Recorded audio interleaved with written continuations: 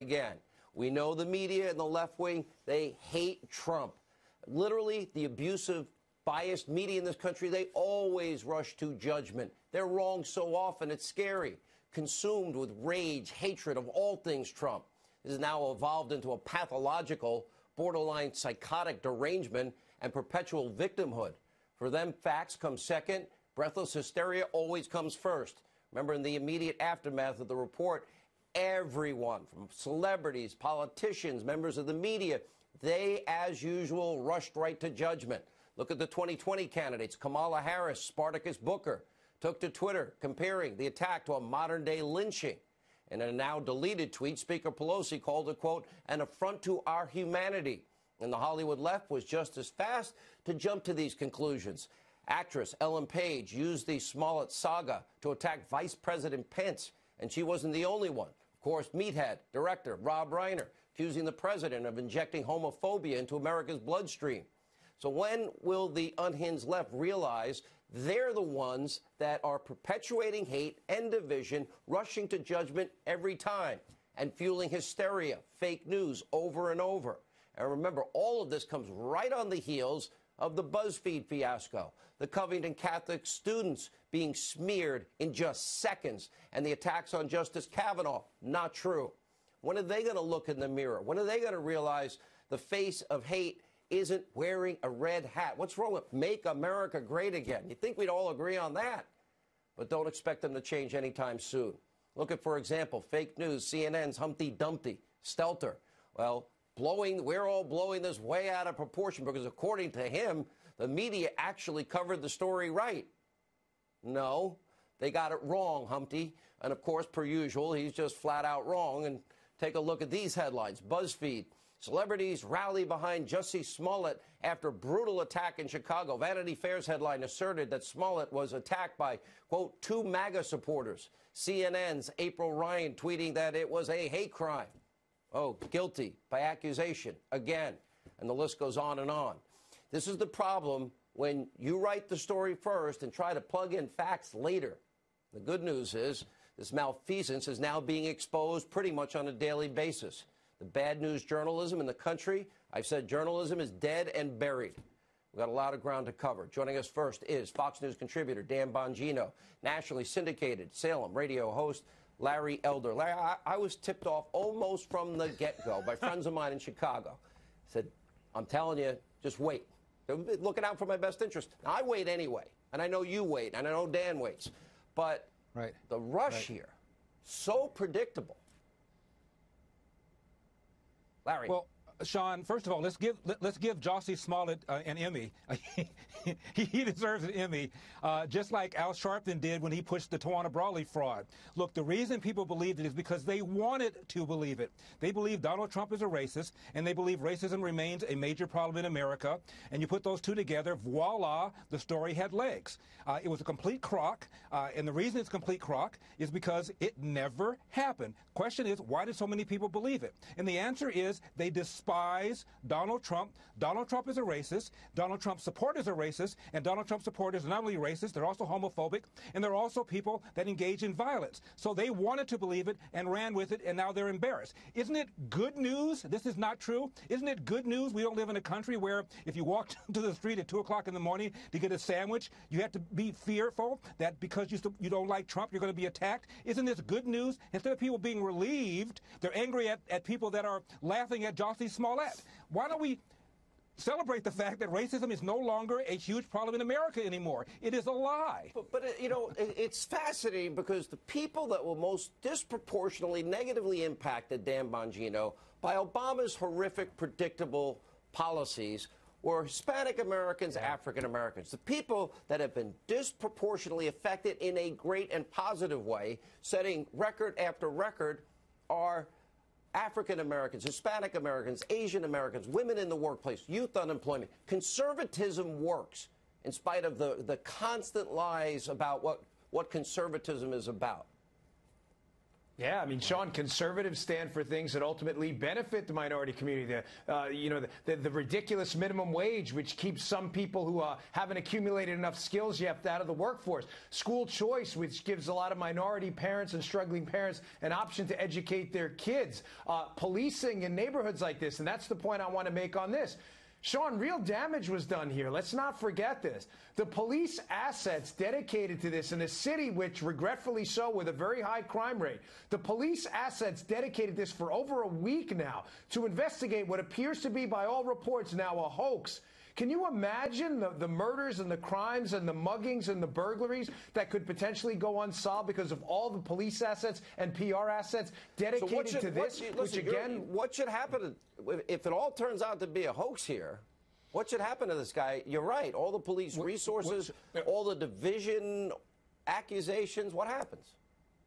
Oh, he needs to go to jail. He should. There has to be an example set here. Yeah, Larry?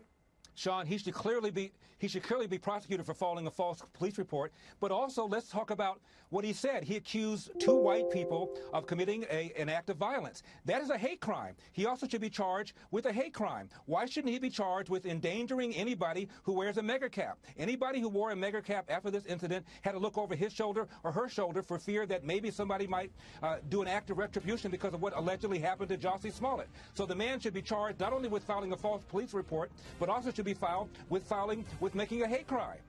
All right, guys, thank you both. We have a lot more news breaking. Defensible. Okay, the Jussie Smollett case was covered by the media as fact from the first day it was reported. There were a bunch of journalists who jumped the gun, but that's not, again, none of that matters. You remember when AOC said a few weeks back that people are too focused in on the facts? They should really focus in on the moral truth. It's the moral truth that matters. Stop focusing in on things like whether things are true or not. Focus in on the morality of things. Don't bother with the facts. Focus in on the morality. Members of the media did this. After this came out as a hoax, members of the media still defending their coverage by saying, well, the overall narrative, which is that things suck in America, that narrative is still true. It's the same thing they did with the Michael Brown shooting. You remember Michael Brown shot in Ferguson, Missouri. The lie went out that Michael Brown was approaching the police officers and raising his arms and saying, hands up, don't shoot. And then it turned out all of that was a lie. It didn't matter. The entire media ran with it because it pushed the narrative that our police forces across America were racist, even though there was nothing racist about the shooting. And in fact, Michael Brown was justifiably shot. Liz Plank on CNN did exactly this. She's an editor over at Vox.com or a writer over at Vox.com. She said, listen, just because it's a hoax doesn't mean it's not real. I think it's important to cover this story. I also think it's important to cover the other several stories of hate crimes. Not to say that this was a story of a hate crime, but that there are real hate crimes that happen in this country, and there's an increase in them against black people, against LGBTQ people, against Muslims. And the fact that one robbery was fake does not mean that robbery is not a problem. The fact that there is one false rape accusation does not mean that there's no rape. We have to cover these issues as trends and as patterns and not fall into the trap that because one story is not real, that the problem is not real. Okay, first of all, we're going to have to establish that there is, in fact, a trend of rise in hate crimes. For example, the ADL tried to release a report earlier this year saying there was a radical rise in anti-Jewish hate crimes. It turned out that report was deeply flawed. We are trying to establish the data. What's funny is that on that same panel, there was a host for a podcast called The Fifth Column, black guy, and he was saying we're still trying to establish whether these fact patterns exist. But Liz Plank then turned back to him and said, what do you know about hate crimes? I mean, it's unbelievable. The media have a narrative. America's filled with hate crimes because America's hateful. I also love how she lists out the groups who have been victimized by hate crimes. She says, we have to worry about increase of hate crimes against blacks and against Muslims and against LGBT people. I'll get to the actual stats on hate crimes in just a second, because it turns out there is one group of people who have been increasingly victimized by hate crimes, and it is none of those groups. It is none of those. I mean, those groups may have an increase. The major increase is not occurring among those groups. I'll explain where the major increase is occurring in just 1 second. But again, this backs a media narrative. The media narrative is that Jussie Smollett should have been covered exactly the way he was covered, that we on the right exaggerate how bad the media was in this case. First of all, the media were awful in this case. And Brian Stelter claims this wasn't about the media. Brian Stelter on CNN, of reliable sources, he says this story was not about the media botching it. The story was weaponized by the right. So, of course, the left, having been shown to be completely terrible at their jobs, the members of the media who are on the left, who jumped the gun on this one, like 2 weeks after they jumped the gun on Covington High School, they say the real story here is Republicans pouncing, that the story was weaponized. Here's Brian Stelter on reliable sources. Remember, he's supposed to be sort of the journalistic ombudsman of CNN, calling to account journalistic crappiness. Instead, he says, no, we all did a great job. The real problem is weaponization. Republicans pouncing. It's always pouncing. As I've pointed out over the last 6 weeks, whenever there's an increase in Republicans' pounce stories, it means the media are not doing their jobs. It means the left are terrible at their jobs. That's why Republicans are reacting. The reaction of Republicans is never a story. It's never an actual story. The actual story is the media screwing it up. But here's Brian Stelter defending the media and then saying the real problem here are the folks on the right. Strong, high-quality news organizations have tried to be very careful all along on this story. But because TMZ said just a few hours after the alleged attack that this was a Trump supporter attack and it has political connotations, like I said, it became partisan from day one. And when you're looking at those random websites all over the web spreading information, you can end up, I think, having this story was able to be weaponized in many different ways. But at its heart, it is still a mystery. Okay, it was weaponized in many different ways. The right was weaponizing the story. Okay, let's go through how the media actually covered this thing from the beginning, because now we are getting gaslit. Now the media covered this thing uncritically, and now they want to tell us, no, we were very careful in our coverage. Here is a montage of members of the media reporting this story. Suffice it to say, they were not critical in their coverage of this story. Empire star Jussie Smollett was the victim of a vicious, racist, and homophobic attack. His attackers hurled racial and homophobic slurs. Two people yelled racist and homophobic slurs. Racial and homophobic slurs. MSNBC. Not only homophobia, we're talking about racism. We're talking about hate with steroids. They are looking for two suspects who were apparently wearing Make America Great Again hats. MSNBC. The offenders uttered, "This is MAGA country." CNN. Absolutely despicable. This is horrible to report. This is a horrible story. This is a horrible story. Yeah. I mean, the circumstances are just horrific. Horrendous and unacceptable. And this is America in 2019. Okay, it's courtesy of Grabian, and that would be Brooke Baldwin on CNN saying this is America in 2019. You know what America is in 2019? The media uncritically reporting a completely implausible story, and then when caught in their own garbage coverage, immediately turning around and saying, no, we didn't do anything wrong. It's that the right people, the people on the right, they keep weaponizing this thing. They keep pouncing. Caleb Howe has a great piece over at Mediaite pointing out Newsweek writers, the senior reporter at the Daily Beast, Kevin Fallon. We're talking about writer for Boing Boing, writer at Philadelphia Magazine, Vibe Magazine, producers for Nightline on ABC, contributors to Forbes and Slate, an editor at the LA Times, a BuzzFeed writer, a Reuters reporter, writers for Teen Vogue and Washington Post, freelance contributors for Cosmopolitan, senior writers at Rolling Stone, ABC, AP, NBC News writer and producer, HuffPost writer, editor at Washington Post, Vanity Fair. So we're supposed to believe that the media didn't jump on the story? Of course they jumped on the story. Of course they did. It supported their narrative. Not only did they jump on the story, so did the entire left, because the media and the left wanted this story to be true. They desperately wanted the story to be true. It's so funny. Folks on the left will say things like, the entire right bought into Pizzagate, or the entire right bought into the Barack Obama birtherism hoax.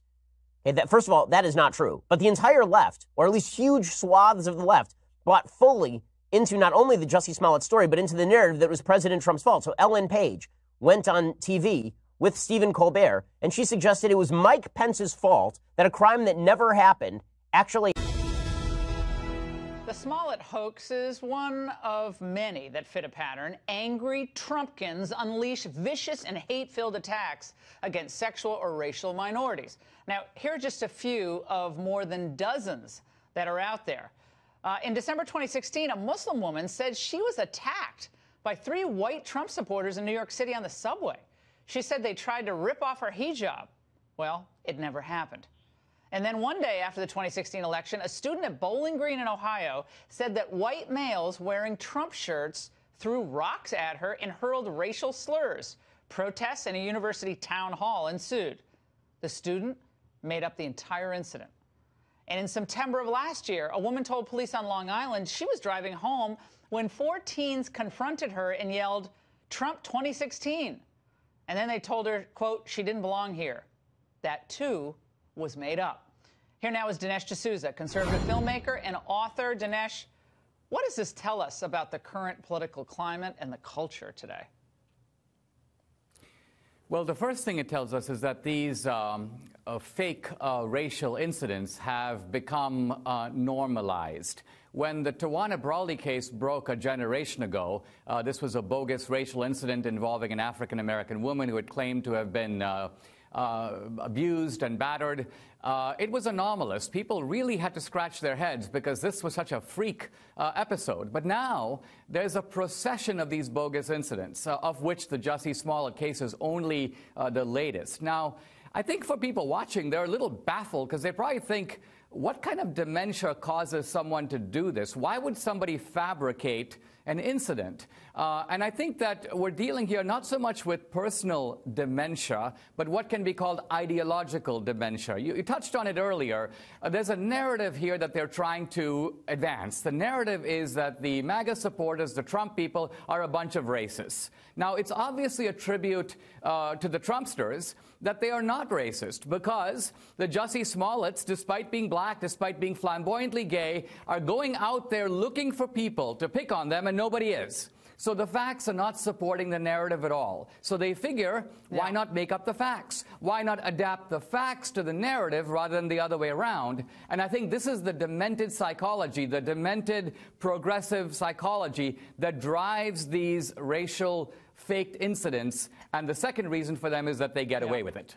Well, and this is what my point, Dinesh, is that conservatives are quick to sort of say, oh, let's move on. I don't want to dwell on this. And the fact that we don't have people in jail after what happened to Brett Kavanaugh, with that Julie Swetnick, what Avenatti was pushing, all the promises of evidence of how he was drugging people, spiking the punch bowl, gang rapes, you know.